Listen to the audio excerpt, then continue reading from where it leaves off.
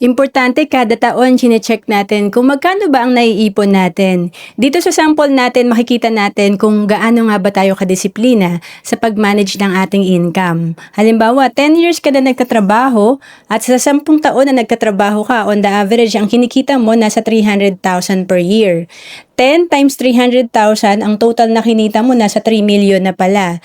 And ang tanong, sa 3 million na natanggap mong income, magkano ba ang naitabi natin or savings natin? Kasi kahit na 10% ang tinabi mo, ito ay nasa 300,000.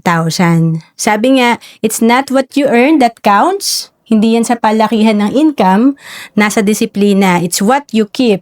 Ibig sabihin kasi, pag meron tayong natatabi, pag meron tayong napapalago, ito yung pwede nating ma-invest at mag-compound sa investment. Dito sa financial calculator, makikita natin na halimbawa nakakapag-ipon ka ng 3,000 per month at natutunan mong ma-invest ito, on the average, kumikita ng 12% per year. After 20 years, pag nagawa mo ito ng tuloy-tuloy, meron kang projected fund na 2.7 million.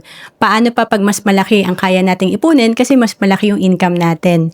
Halimbawa, 5,000 per month, 12% ang interest per year on the average, ito ay nasa 4.5 million after 20 years. Mas malaki ang ating iipunin at i-invest, mas mataas ang projected fund or mas malaki ang maiipon natin dahil sa compounding interest sa investment. And to know more about savings and investment, message mo lang ako sa Facebook, Roan Celis Capistrano.